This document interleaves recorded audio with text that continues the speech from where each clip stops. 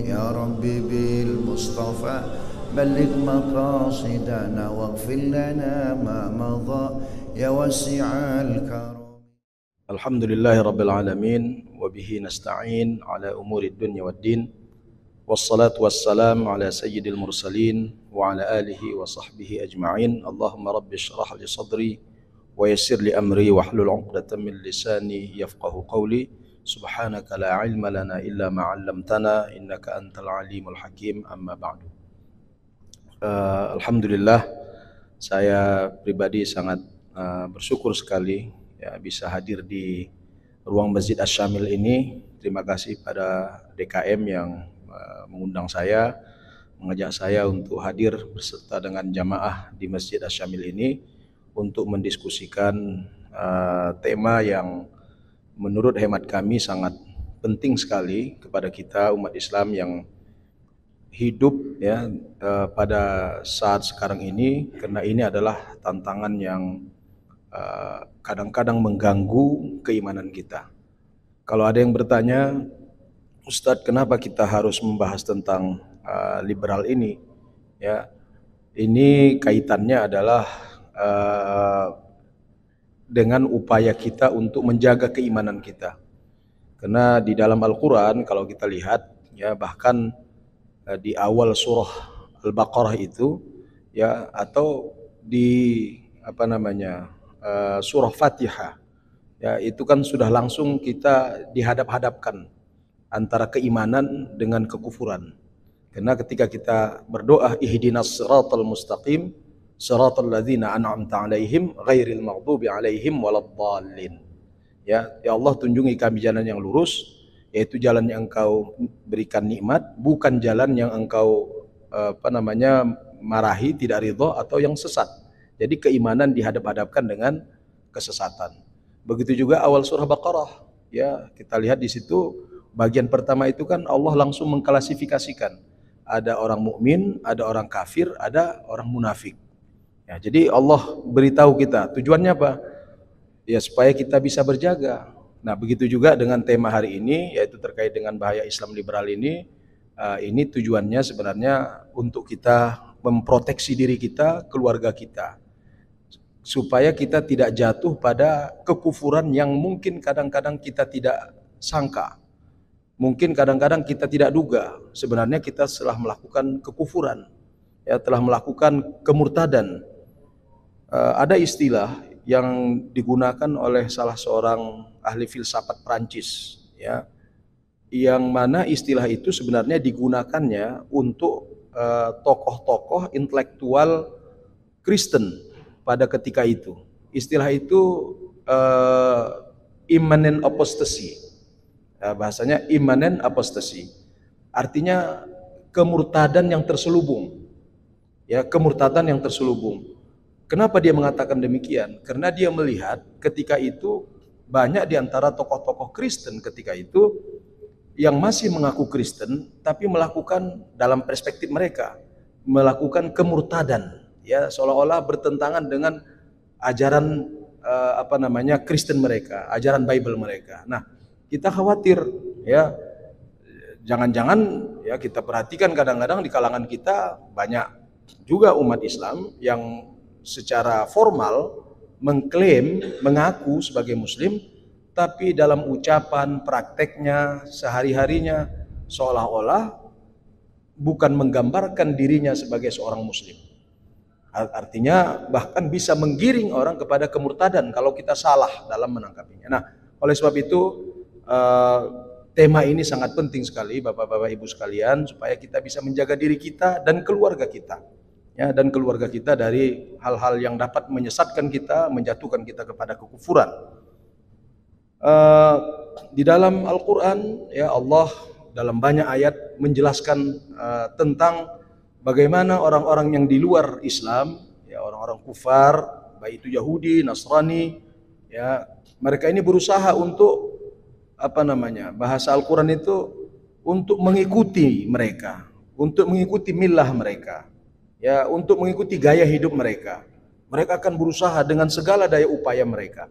Walan tarda 'ankal yahud walan nasara hatta tattabi'a millatahum.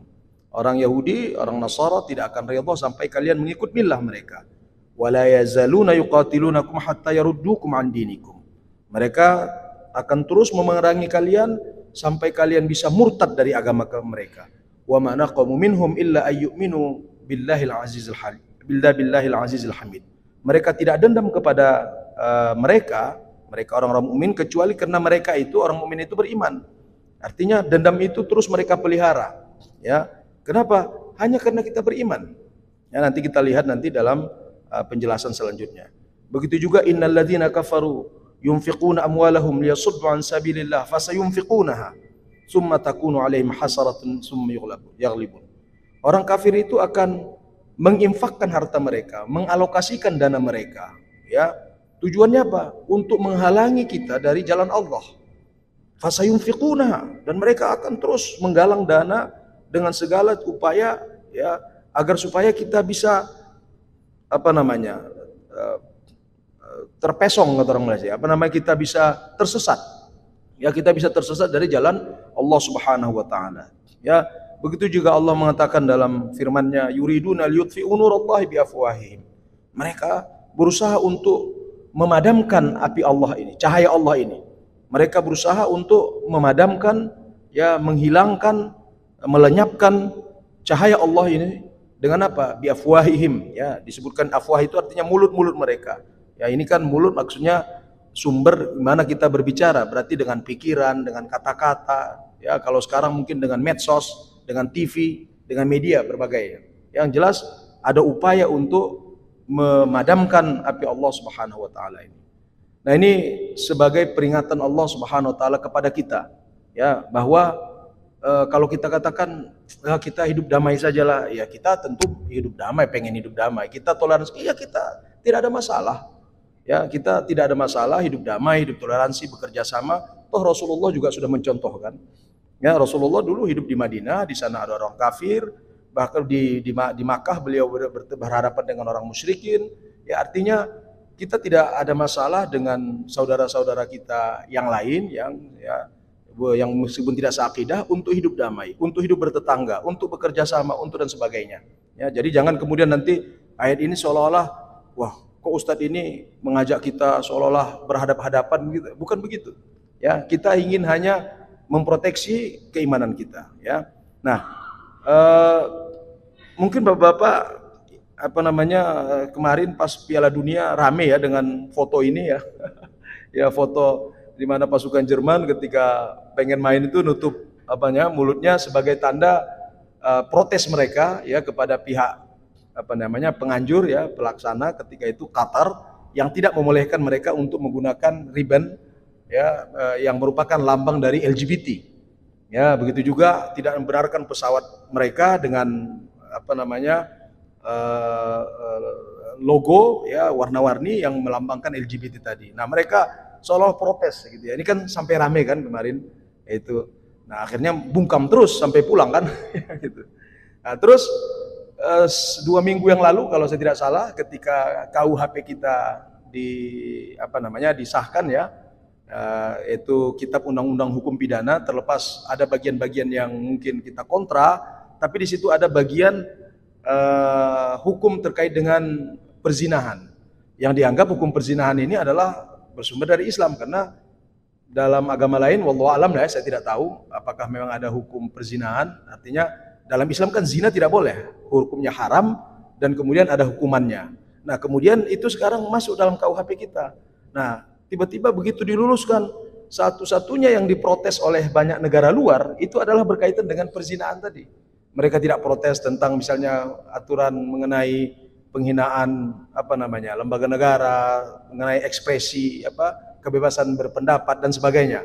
Ya, kalau di dalam sih LSM di dalam negeri banyak yang protes terkait dengan beberapa pasal-pasal yang ada di KUHP itu, bukan hanya berkenaan dengan isu perzinahan, tapi di luar, ya, tadi ini Amerika, ada PBB, ada Australia, mereka protes, ya, katanya kok aturan urusan rumah tangga orang bisa rusak investasi. Nah, saya bingung juga apa hubungannya undang-undang terkait dengan perzinahan dihubungkan dengan investasi. Ini kan seolah-olah ngancam loh. kalian kalau teruskan ini undang-undang ini, kami nggak mau berinvestasi, kata mereka. Kira-kira begitu. PBB juga mengatakan begitu. Ya, KUHP katanya KUHP baru ini tidak sesuai dengan nilai kebebasan dan HAM. Ya, itu tadi karena mereka menganggap orang mau, mohon maaf, mau bersetubuh dengan siapa saja, mau kawin dengan siapa saja, bagi mereka itu is fine. Tidak ada masalah. Bagi kita itu masalah. Nilai-nilai timur kita terganggu. Jangankan nilai agama, nilai timur kita terganggu misalnya. Ya, jadi mereka protes hal tersebut.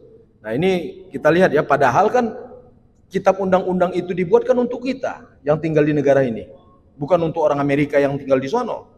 Bukan untuk mereka-mereka yang di luar negara Indonesia ini, bukan. Tapi untuk kita.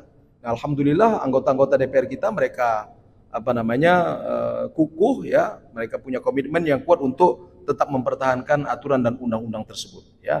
Nah, apa yang ingin saya sampaikan di sini Bapak Ibu sekalian ya, ini ada upaya untuk menekan kita. Mereka ingin memaksakan nilai-nilai mereka, nilai-nilai yang mereka anut di sana, katakan nilai-nilai Barat, ya, ingin mereka paksakan kepada negara mana saja. Makanya isu yang paling sekarang rame itu kan isu mengenai LGBT ini.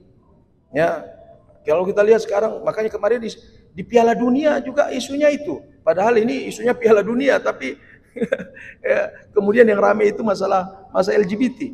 Saya bilang ini apakah kita ini hidup sekarang dengan zamannya Nabi Lut atau gimana ini sekarang? Ya, nah kalau kita lihat ini kata mereka respect, hormati hak kemanusiaan para LGBT tadi ya. Nah ini kata jangan atur tubuhku, kata mereka. Ini demonstrasi-demonstrasi yang sebelumnya. Selangkanganku kata bukan milik negara. Ini bahasa-bahasa yang vulgar-vulgar untuk menyatakan loh, kenapa kok ada hukum yang mengatur saya mau tidur dengan siapa, saya mau ngapain, ya itu urusan saya katanya. Nah ini berdasarkan tadi hak asasi manusia. Nah para jamaah rahimakumullah, saya katakan tadi, apa yang ingin saya sampaikan di sini adalah seperti yang diungkapkan oleh salah seorang profesor di Harvard ketika itu dari bukunya ini Clash of Civilization ini, yaitu benturan peradaban. Ya, dia sudah meninggal. Ini terbitnya sekitar awal tahun 90-an, sekitar 91, 92 sempat rame itu. Nah, dia katakan masalah Barat kepada Islam itu bukan, katanya bukan masalah Islamic fundamentalism, bukan masalah fundamentalisme Islam, tapi Islam itu sendiri katanya. Ya, the underlying problem for the West is not Islamic fundamentalism, it is Islam katanya. Jadi masalah orang Barat itu bukan, ya kalau sekarang kan kayak diangkat itu isu fundamentalisme, apalagi isu radikalisme dan sebagainya. Kata Huntington, bukan itu masalah kami katanya. Masalah kami orang Barat itu kepada Islam bukan itu yang masalah. Terus apa? Ya Islam itu sendiri. Maksud Anda Islam sendiri? Nilai-nilai Islam itu. Ya, nilai-nilai Islam yang bertentangan dengan nilai-nilai kami. Ya, cara berpikir Islam yang bertentangan dengan cara berpikir kami. Gaya hidup Islam yang bertentangan dengan gaya hidup kami. Misalnya tadi kita katakan, bagi mereka LGBT tidak ada masalah. Bagi kita itu masalah. Bagi kita perzinahan adalah masalah. Bagi kita itu masalah. Bagi mereka, ya kita lihat saja hidup mereka bebas-bebas saja. Ya, bagi kita wanita membuka auratnya itu masalah. Bagi mereka buka mau aurat itu biasa-biasa saja dan lain sebagainya. Jadi kita betul-betul dalam posisi diametrical opposition bahasanya. Artinya kita berhadap-hadapan nih, nilai mereka mengatakan begini, kita mengatakan begini. Maka nggak bakalan ketemu. Ya, ketika itu masuk pada tataran nilai. Ya, ketika itu masuk pada tataran nilai. Bagi kita mengatakan kepada anak kita, "Nak, kamu harus nutup aurat ya." Kita katakan kepada istri kita, "Kamu kalau keluar nutup aurat ya," misalnya. Bagi mereka itu pelanggaran hak asasi manusia. Ya, makanya nanti ada aturan-aturan yang katakan kalau ada orang tua ini kalau ada orang tua nanti yang mengatakan begitu kepada anaknya, kalau anaknya tidak setuju atau si perempuan istrinya tadi tidak setuju, itu bisa dilaporkan ke polisi. Bahkan ada istilah sekarang marital rape namanya. Marital rape itu adalah pemerkosaan di dalam pernikahan. Ini kan aneh ya.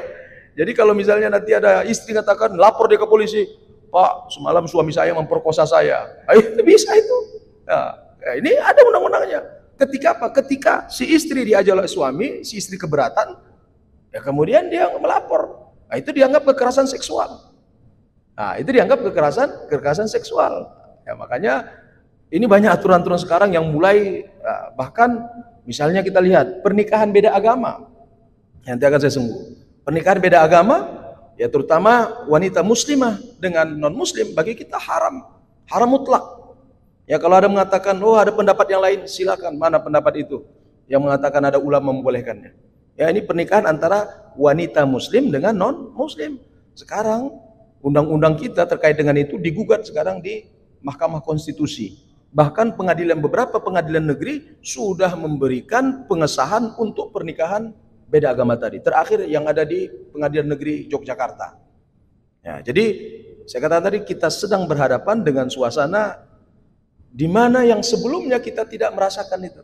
Mungkin bapak-bapak yang umurnya seumur saya, ya dulu di tahun 80-an yang rame itu kan pernikahan ada artis dulu nama Jamal Mirdad sama Lidaka. Itu kan beda agama tuh.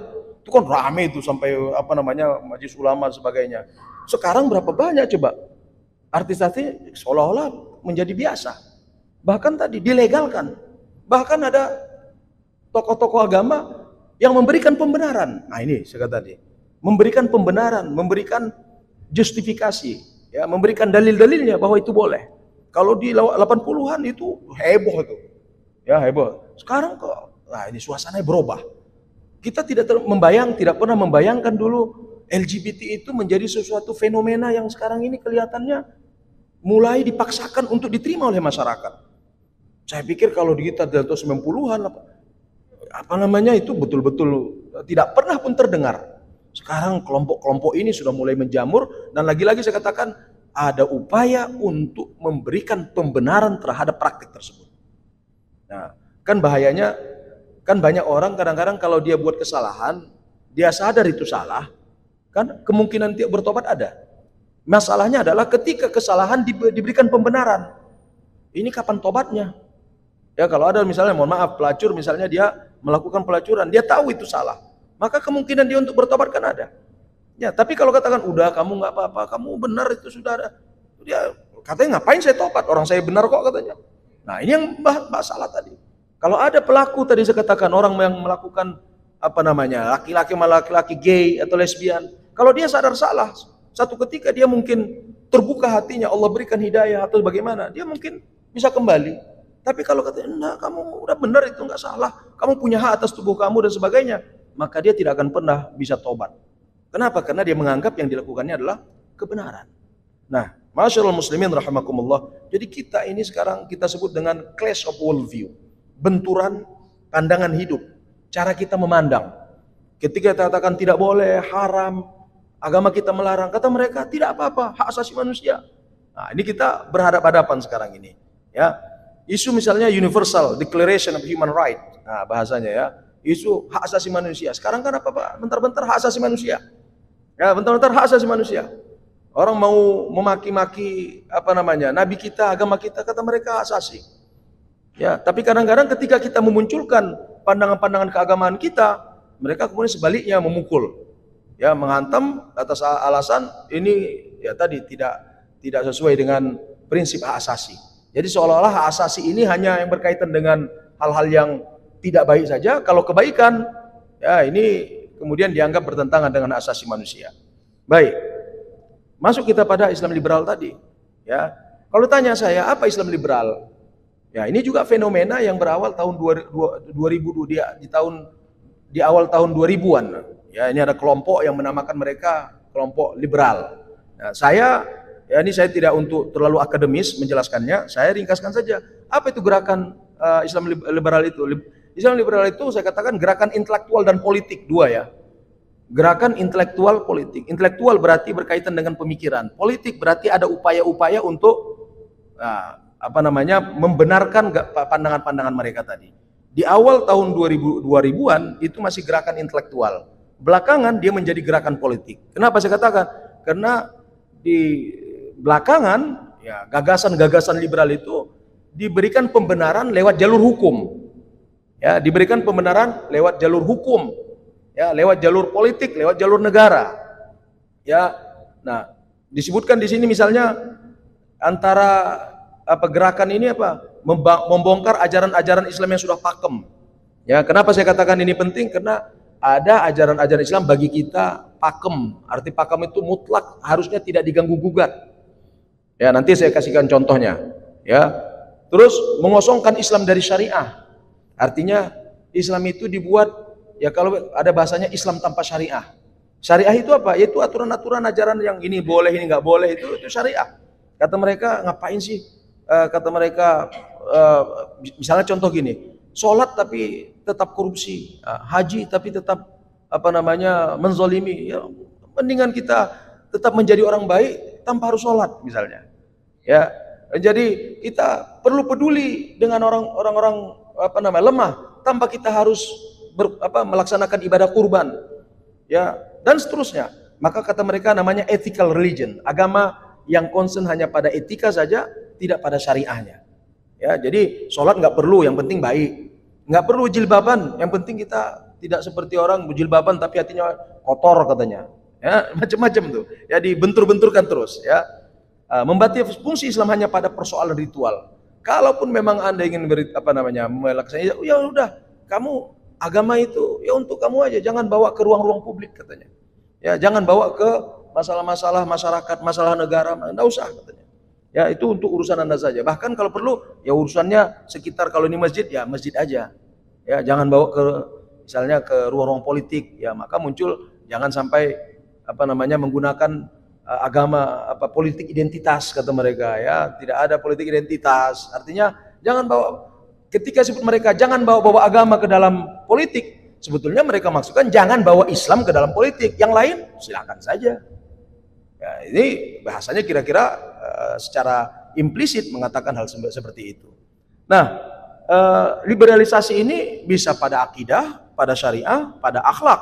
Nah, dalam akidah saya kasih contoh saja. Ya, isu pluralisme agama. Apa itu Pak usul pluralisme agama? Pluralisme agama ini menyatakan semua agama benar, sama, dan semuanya akan menggiring kita masuk surga. Kira-kira begitu. Jadi nggak boleh kita mengatakan Islam hanya satu-satunya benar, nggak boleh. Ya, kalau itu dianggap nanti intoleran. Ya, dianggap nanti eksklusif, tidak inklusif. Ini saya katakan ini karena Majelis Ulama Indonesia tahun 2005 sudah memutuskan kalau pluralisme itu haram. Nanti silakan baca fatwanya. Ya, pluralisme, liberalisme, sekularisme itu haram. Ya. Terus apa? Deseklarasi Al-Qur'an. Bagi mereka Quran yang ada sekarang di tangan kita itu kata mereka bukan suci. Ya, Quran itu tidak suci. Itu hanya buatan para kata mereka menuduh para sahabat ini berkonspirasi membuat Al-Qur'an demi tujuan politiknya. Ini contoh-contoh saja. Legalisasi zina dan LGBT, legalisasi pembenaran zina dan LGBT. Ya, terus legalisasi pernikahan beda agama, tadi saya sudah sampaikan, permisif dalam tingkah lakunya. Jadi dalam akidah ini banyak lagi sebetulnya, saya kasih contoh dua saja. Syariah juga begitu, akhlak ya, akhirnya dalam tingkah laku mereka sangat permisif sekali. Permisif apa maksudnya? Ya, seolah tidak ada yang harus batasan ini dan itu. Baik dan buruk itu ya selera kita. Ya, jadinya permisif. Ya, maka kalau ditanya apa bahayanya? Ya tadi menggerus akidah. Ya, menggerus akidah kita. Akidah kita pelan-pelan tanpa disadari dia terkikis. Ya. Terus membuat kita longgar dengan aturan-aturan syariah kita.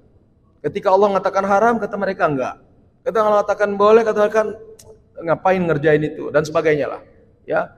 Terus permisivitas dalam akhlak dan budaya. Dan ini kita perhatikan ya. Belakangan kadang-kadang ada pesta-pesta yang bahkan anak-anak muda kita ya, ada pesta telanjang, ada pesta narkoba, ada pesta macam-macam lah ya, menjadi permisif sekali ya.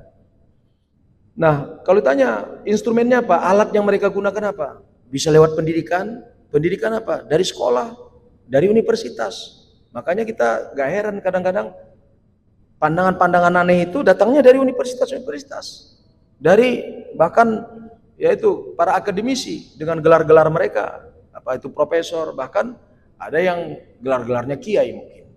Ya, terus media elektronik, cetak, sosial. Yang sekarang ini kita lewat media itu, mau media WhatsApp, mau ini itu lihat saja bagaimana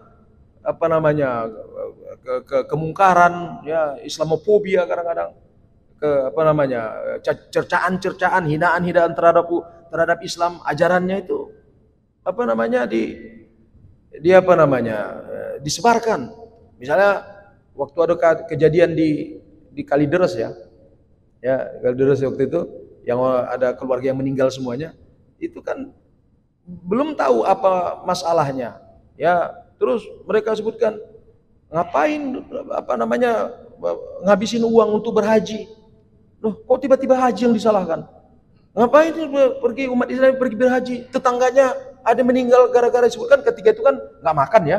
Padahal kan begitu kemudian diperiksa kan nggak ada, bukan masalah kemiskinan, bukan karena nggak bisa makan, tapi kan sudah muncul bahasa-bahasa apa namanya kebencian. Itu seolah-olah umat Islam ini penting dengan umroh, penting dengan haji, orang miskin nggak makan nggak peduli. Nah itu ya contoh-contoh maksud saya tadi, penyebaran lewat media elektronik, media sosial sekarang itu digunakan ya. Terus lewat politik hukum, nah itu tadi saya katakan beberapa kali ya, sekarang jalurnya itu kemarin ada apa namanya undang-undang PKS ya, undang-undang penghapusan kekerasan seksual ya, itu sudah disahkan juga, yang diindikasikan oleh beberapa kelompok apa namanya tokoh-tokoh Islam kita ini apa namanya berpotensi ya tadi untuk hal-hal yang tidak sesuai dengan nilai-nilai keislaman tadi ya. Lewat film sekarang ini banyak mengangkat tanpa kita sadari, Bapak Ibu sekalian. Kalau kita makanya perhatikan dari anak-anak kita juga, apa film-film itu mempromosikan LGBT tadi ya, dimana misalnya teman laki-laki dengan laki-laki mereka itu sudah dibuat dengan suasana intim dan sebagainya ya, fun, food. Bapak-bapak mungkin pernah nggak ada ngelihat ada mainan anak-anak yang kayak bentuknya kadang-kadang ada apa namanya kuda dan sebagainya, warnanya itu pelangi. Nah, kalau saya pernah ketika itu tanpa saya sadari, wah, saya bilang ini ada mainan anak bayi itu yang ditusuk-tusuk begitu, itu warna pelangi. Nah itu kan mainan tuh, tapi mereka masukkan ke sana. Buku-buku, komik, ya komika, cerita-cerita itu banyak sudah. Ya dalam buku-buku apa namanya, bahkan buku-buku pelajaran. Ya sekarang kalau ditanya, kalau bapak-bapak sekalian, kalau ditanya ada berapa jenis kelamin? Yang kita tahu kan cuma 2. Kalau bukan laki-laki, perempuan. Tapi kata mereka ada netral sekarang.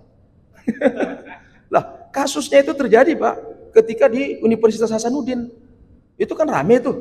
Ketika sang dosen menanya kepada si mahasiswa, kamu jenis kelamin apa? Saya netral katanya. Itu dosen marah. Maksud kamu apa netral? Kamu laki-laki atau perempuan? Saya netral katanya.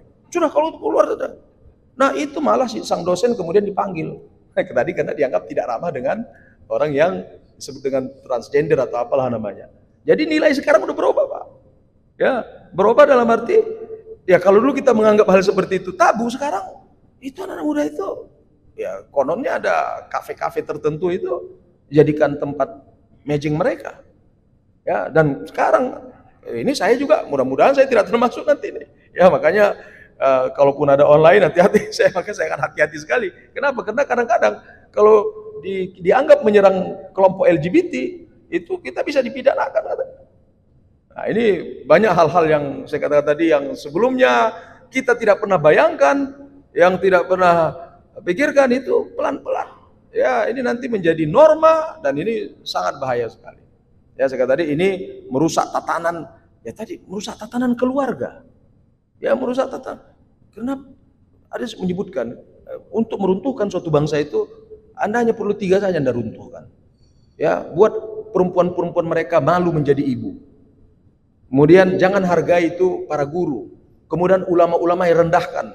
Dan fenomena ini sudah mulai ya. Ada dulu gerakan child free movement, gerakan apa namanya tidak punya anak. Jadi biar mereka katanya pengen hubungan tapi nggak perlu punya, pengen nikah tapi nggak perlu punya anak, dan dijadikan sebuah gerakan ya. Kemarin sempat ya banyak hal sekali lah, saya tidak akan, ini terlalu ruang publik nanti terlalu vulgar ya. Baik Bapak sekalian ya, nah ini hanya beberapa contoh saja Bapak sekalian ya. Ini buku-buku yang ditulis dalam bahasa Inggris sebenarnya, misalnya homosexuality in Islam, yaitu homoseks dalam Islam. Nah, ini yang di sebelah kanan saya, mungkin sebelah kiri Bapak, itu kan indahnya kawin sesama jenis. Jadi buku itu tadinya itu bukan buku sebenarnya, itu jurnal. Jadi dalam isinya itu, ini dibuat oleh salah satu perguruan tinggi Islam. Ya, saya sebutkan ya, salah perguruan tinggi Islam, di dalamnya isinya membenarkan praktek-praktek LGBT tadi. Praktek homoseks tadi. Bahkan mereka berikan dalil-dalilnya. Ya, bahkan mereka menuduh apa yang disebut dengan kisah Nabi Lut itu mereka bolak-balik. Ya, mereka diazab bukan karena mereka melakukan sodomi tadi, tapi mereka karena ingkar kepada Allah dan sebagainya dan seterusnya. Ya, jadi tidak ada hukuman yang secara jelas mengatakan sodomi itu. Saya kadang-kadang bingung juga. Zina saja ada hukumannya. Zina itu ada hukumannya. Dan itu, mohon maaf, zina itu kan bisa dikatakan hal dalam tanda kutip ya, kan natural. Natural artinya laki senang perempuan, perempuan senang laki, kan natural kan. Tapi kalau laki senang laki melakukan hubungan, itu hewan aja nggak melakukan. Nggak ada kan istilahnya orang kita kenal kumpul kebo. Kumpul kebo itu ya kumpulnya kerbau jantan betina. Makanya orang kerbau kalau mungkin tanya orang nggak mau saya sebut para sodomi itu kumpul kebo kata mereka. Kenapa? Kami saja nggak pernah jantan sama jantan ini katanya. Kerbau aja nggak ada. Maka ini nauzubillah ya saya katakan perusak peradaban. Bayangkan kalau manusia melakukan praktek tersebut, peradaban ini hancur. Kenapa? Nggak mungkin kan laki-laki sama laki-laki hubungan bisa melahirkan anak. Nggak mungkin perempuan dengan perempuan berhubungan langsung melahirkan anak. Kalau anak nggak ada, apa yang terjadi? Akan terjadi kelangkaan manusia. Terjadi kelangkaan manusia, habis ini. Makanya ini sebenarnya secara tidak langsung ya ada upaya-upaya untuk ya penghancuran mereduksi jumlah manusia. Itu Korea sekarang krisis tuh. Krisisnya apa? Krisisnya tadi Korea Selatan ya, karena anak-anak mudanya nggak pengen nikah, tapi tetap pengen berhubungan, ya nggak pengen nikah. Kalaupun nikah nggak pengen punya anak. Bahkan kemarin ada berita saya baca di Telkom itu banyak diantara remaja-remaja mereka yang mati kesepian. Ini gawat sekali. Ya, negara seperti Jerman, Singapura itu kan mulai memberikan insentif kepada kepada penduduknya supaya punya anak. Yaitu anak itu pertama itu adalah natural kita, yang kedua pelanjut generasi kita, pelanjut nilai kita. Jadi ini yang disebut dengan LGBT dan sebagainya ini bertentangan dengan nilai-nilai kemanusiaan, bukan hanya Islamnya saja. Ya, bukan hanya Islam. Saya yakin agama lain juga melawan hal tersebut. Nah, nikah beda agama nih, Bapak-bapak sekalian, ini silakan saja banyak sekali. Ya, bahkan di antara pejabat publik juga ada yang melakukannya. Ya, nih, kemudian ya, nah padahal hukum pernikahan muslimah dan non muslim itu mutlak haramnya. Ayatnya ini surah Al-Baqarah. Ya, dan janganlah kamu menikahi wanita musyrik sebelum mereka beriman. Sesungguhnya wanita budak yang mukmin lebih baik dari wanita musyrik walaupun dia menarik hatimu. Dan janganlah kamu menikahkan orang-orang musyrik dengan wanita mukmin sebelum mereka beriman. Sesungguhnya budak yang mukmin lebih baik dari orang musyrik walaupun dia menarik hatimu. Mereka mengajak ke neraka sedang Allah mengajak ke surga dan ampunan dengan izinnya. Dan Allah menerangkan ayat-ayatnya, perintah-perintahnya kepada manusia supaya mereka mengambil pelajaran. Jelas ayatnya. Tidak boleh. Ya, dalam tafsir Ibnu Katsir dijelaskan ya, tahrimum minallahi azza wa jalla al ayatazawwajul musyrikat min abadatil awsan. Ya, pengharaman Allah ya kepada orang-orang mukmin untuk menikahi orang-orang musyrik dari mereka penyembah berhala. Nah, ada mengatakan, oh ahlul kitab enggak apa-apa. Nah, kemudian disebutkan ya dalam tafsir ini juga ya katanya pokoknya yang di luar Islam itu haram menikahinya. Ya, ada ayat-ayat dalam surah Mumtahinah juga mengatakan fala tarji'uhunna ilal kuffar. Jangan kembalikan mereka pada orang kufar. Artinya ulama kita sepakat. Ini saya katakan wanita muslim menikah dengan laki-laki haram mutlak hukumnya. Ya, jadi kalau ada yang melakukannya ya sudah. Kita akan menyampaikan saja. Ya, orang melakukannya ya. Ada yang mengatakan begini, ya prakteknya banyak yang menikah beda agama. Iya, prakteknya juga banyak yang mencuri. Prakteknya banyak yang korupsi. Terus ke apa? Kita bolehkan? Jadi maksud saya tidak boleh kita mengatakan mereka kan prakteknya di lapangan banyak orang-orang wanita-wanita atau laki-laki yang menikah mereka beda agama. Prakteknya. Daripada mereka menikah begitu saja, lebih baik dilegalkan kata mereka. Nah, saya katakan tadi, prakteknya banyak orang yang mencuri, prakteknya banyak orang yang korupsi, prakteknya banyak orang yang bohong. Terus kalau gitu, karena banyak orang melakukannya, maka kita legalkan saja. Kan tidak begitu hukum. Hukum itu harus menjaga. Baik. Ini kemarin itu disertasi hubungan intim boleh tanpa nikah, lolos diuji di UIN Jogja. Ini disertasi Bapak-bapak sekalian. Ya, disertasi doktor di salah satu perguruan tinggi. Nah, sebutkan kalau saya nggak berani menyebutkan sebenarnya, tapi karena berita menyebutkannya, ya Bapak sendiri menilai. Ya, jadi itu sempat rame. Ya, itu disertasi doktor diuji oleh para profesor, bahkan dapat nilai bagus. Makanya ketika itu orang banyak protes. Bagaimana mungkin perzinahan? Ini kan hubungan intim tanpa nikah loh. Itu dianggap hak asasi manusia, macam-macam lah alasannya. Ya, banyak alasannya. Artinya ini tadi serangan pemikiran, bahaya-bahaya tadi itu. Nih, saya katakan tadi menggugat Al-Qur'an. Nih, menggugat otentisitas wahyu, artinya menggugat keabsahan, kebenaran wahyu Tuhan. Itu Al-Qur'an. Ya, ini rekonstruksi sejarah Al-Qur'an. Maksudnya apa? Mereka ingin melihat bahwa Quran yang ada sekarang ini bermasalah. Ya, maka perlu ditulis ulang. Ya, buat edisi kritis katanya.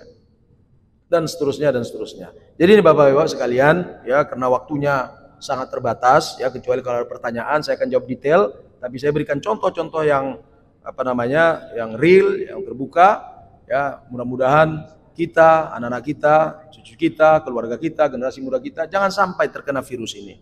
Saya menyebutnya virus. Kenapa virus? Karena kadang-kadang kan virus itu kan nggak bisa terdeteksi.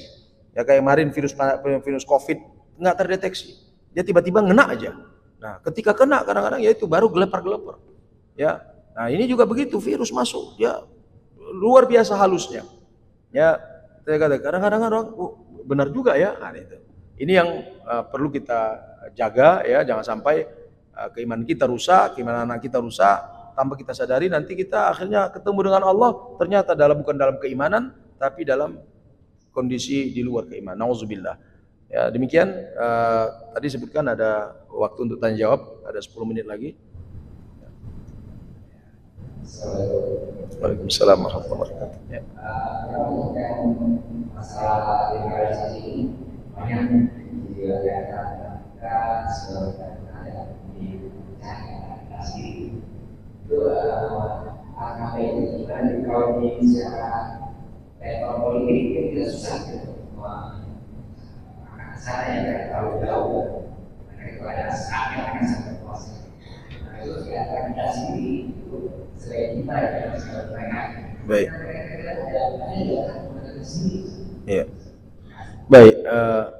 Terima kasih Pak. Ya, saya sengaja tampilkan ini ya, karena kalau saya bisa mengatakan iblis itu dulu ketika dia ingin menggoda Nabi Adam makan buah khuldi, nah itu yang dirubahnya apa? Cara pandangnya dulu. Makanya di sini katanya setan berkata, Tuhan kamu tidak melarangmu dan mendekati pohon ini, melainkan supaya kamu berdua tidak menjadi malaikat atau tidak menjadi orang-orang yang kekal dalam surga. Maksudnya kan Allah mengatakan jangan dekati buah khuldi itu. Terus kata ya tadi Adam dan Hawa tidak mau mendekati. Tapi datang iblis. Kata iblis, tahu nggak kamu kenapa dilarang? Supaya kamu nggak jadi malaikat, supaya kamu kekal di surga. Kan dirubah cara pandangnya. Nah, tadi pertanyaan Bapak tadi, makanya tadi bagaimana di tataran ini? Ya, kadang-kadang saya katakan ada mungkin teman-teman kita yang mereka belum sadar karena tidak tahu, karena mendapat tadi informasi dari katakanlah kelompok liberal dan kemudian diserapnya kelihatan rasional, kelihatan masuk akal. Nah, makanya kita ya dalam konteks ini pertarungan pemikiran, peraturan gagasan, pemikiran rasional. Makanya bagaimana kita menghadapinya? Harus dengan ilmu. Ya harus dengan ilmu kembali. Tidak bisa kita ya tadi bisa dengan kekuatan politik, bisa ya seperti sekarang saya katakan gagasan-gagasan liberal itu banyak dilakukan dengan kekuatan politik seperti tadi misalnya kasus yang LGBT sekarang ini kan sudah mendunia sekarang ya lewat badan-badan resmi seperti PBB dan sebagainya. Nah, tapi kita harus mengcounter ini dengan pemikiran kembali. Ya, kenapa? Karena yang dirusak itu kan pemikirannya, cara pandangnya, atau bahasa kita pandangan hidupnya. Nah, ketika yang itu sudah rusak, maka seperti tadi misalnya ketika ada mengatakan tubuhku adalah hakku. Nah, ini kan mereka menganggap tubuh mereka adalah hak mereka. Ya, selangkanganku nggak urusan negara misalnya. Mereka menganggap bahwa itu bagian itu adalah punya mereka. Nah, kita lupa menghubungkannya kalau kita ini adalah ciptaan Allah. Seluruh yang kita miliki bukan milik kita. Yang kita miliki ini adalah miliknya Allah. Saya bisa berada di sini karena izin Allah. Kita bisa hidup ini karena izin Allah. Maka tubuh ini sebenarnya bukan milik kita sepenuhnya. Tubuh ini adalah milik Allah. Nah, ini konsep-konsep seperti ini. Kadang ya itu diputuskan hubungan manusia dengan Tuhan. Inilah konsep Barat itu. Barat itu memutuskan hubungan manusia dengan Tuhannya. Kata mereka, kita berkuasa. Kita punya ilmu, kita punya kemampuan, kita kontrol. Nah, jadi tubuh ini, makanya ada bahasanya dalam itu mereka katakan manusia menjadi Tuhan, Tuhan menjadi manusia. Nah, sekarang ini manusia seolah menjadi Tuhan. Yang menentukan baik buruk itu bukan lagi Tuhan, bukan lagi Allah. Ya, sekarang kata mereka, ya ini ya tadi saya katakan masyarakat sudah mengatakan ini, akhirnya dibolehkan. Ya, jadi seperti kasus LGBT tadi saya katakan di Barat itu kan referendum. Ya, dibuat referendum. Boleh apa enggak? Karena orang-orang Katolik juga melawan. Artinya tidak membenarkan. Orang Katolik melawan. Nah, tapi karena tadi referendum, akhirnya meminta supaya dilegalkan, legal. Jadi penentu kebaikan itu sekarang adalah menjadi manusia, menjadi ini. Jadi kalau ditanya bagaimana? Ya saya, pengalaman saya juga dengan beberapa teman-teman, ya kita lewat tadi pengajian, diskusi, seminar, ketemu, dialog, nulis buku, nah, baru bisa kita ini. Ya, kenapa? Karena untuk membuka cakrawala itu kadang-kadang kan ketika informasi hanya satu arah saja. Nah, apalagi tadi liberal ini seolah-olah terlihat rasional, masuk akal. Makanya kalangan-kalangan menengah ke atas itu kadang-kadang mudah terprovokasi saya katakan. Kenapa ya? Biasa menengah ke atas ini kan terlihat rasional dan sebagainya. Ya, akhirnya mereka nggak dapat informasi yang tepat dalam hal tersebut. Maka terjadilah kesesatan-kesesatan tadi. Nah, kalau ini saya katakan pendidikan, Pak. Makanya pendidikan itu sangat penting sekali. Ya, liberal ini juga masuknya lewat pendidikan. Maka tadi saya katakan, hati-hati. Coba Bapak sekali-kali bukalah buku anak Bapak yang di sekolah-sekolah itu. Apa isinya? Nah, isu misalnya tadi kesetaraan gender. Ya, itu sekarang menjadi isu mainstream. Ya, nanti kata mereka nggak ada tuh namanya kepala keluarga. Ya, bahwa seorang ibu harus menjaga anaknya, harus ini. Itu kan hanya persepsi sosial saja. Masyarakat yang membangunnya. Bukan perempuan itu harus menjaga anak. Enggak, itu kata mereka. Nah, ini hal-hal yang sudah mapan itu kita bahasakan mereka bongkar. Nah, sehingga nanti tadi perempuan-perempuan tidak merasa lagi kalau menjaga anak, mendidik anak dan sebagainya itu menjadi bagian daripada ya katakan tugas dalam tanda kutip ya. Memang mendidik anak itu sama-sama tugas saya, tugas ibu, tapi ada hal-hal yang sangat dekat kepada sang ibu. Yang tidak kita bisa lakukan dari kita laki-laki. Nah, jadi hal-hal seperti itu. Ya, makanya sebut dengan gender tadi. Tidak ada kepala keluarga, tidak ada ini dan macam-macam lah. Ya, betul-betul mereka anggap tadi bahasa mereka equality. Ya, sama, laki perempuan itu sama, nggak ada bedanya. Ya, dalam hal apa saja. Ya, tapi anehnya WC tetap dibedakan. Ya, ini hal yang sederhana dibedakan, hal yang fundamental nggak dibedakan. Makanya kayak di Jerman itu kan mulai ada muncul sub laki-laki perempuan sama tuh. Ya, perempuan boleh jadi imam. Nah, atas dasar apa? Equality tadi, kesamaan. Kenapa harus laki-laki saja yang boleh jadi imam? Kenapa laki-laki saja yang boleh khutbah? Nah, ini kata diskriminatif. Nah, itulah bahasa mereka diskriminatif tadi. Nah, akhirnya apa? Ya sudah, mereka buat masjid. Ya, laki perempuan satu saf. Ya, perempuan bisa jadi imam, perempuan bisa jadi khotib, jadi muazin dan seterusnya dan seterusnya. Jadi itu Pak, ya ringkas jawaban saya. Ya. Ya, baik ya. Ini makanya materi ini biasanya kalau saya bisa 1 semester nih, tapi karena diminta ya, saya kira jamaah perlu mengetahuinya. Saya katakan tadi ada bahasanya araftu syarra la li syarrihi walakin li attaqi bihi. Saya ingin mengetahui kejahatan bukan untuk kejahatan sendiri, tapi agar saya bisa terhindar dari kejahatan tadi. Mudah-mudahan dengan mengetahui ini kita bisa terhindar dari kesesatan ini. Dan begitu juga bukan kita saja, mungkin saya yakin bapak-bapak sudah kuat, tapi siapa yang bisa menjamin anak-anak kita? Ya mungkin harus masih berinteraksi dengan dunia sosialnya, sekolahnya. Nah, mudah-mudahan mereka juga dijaga Allah Subhanahu wa taala. Demikian, mohon maaf kalau ada yang kurang berkenan. Tutup dengan tasbih kafarah. Subhanakallah bihamdik, asyhadu an la ilaha illa anta, astaghfiruka wa atubu ilaik. Assalamualaikum warahmatullahi wabarakatuh.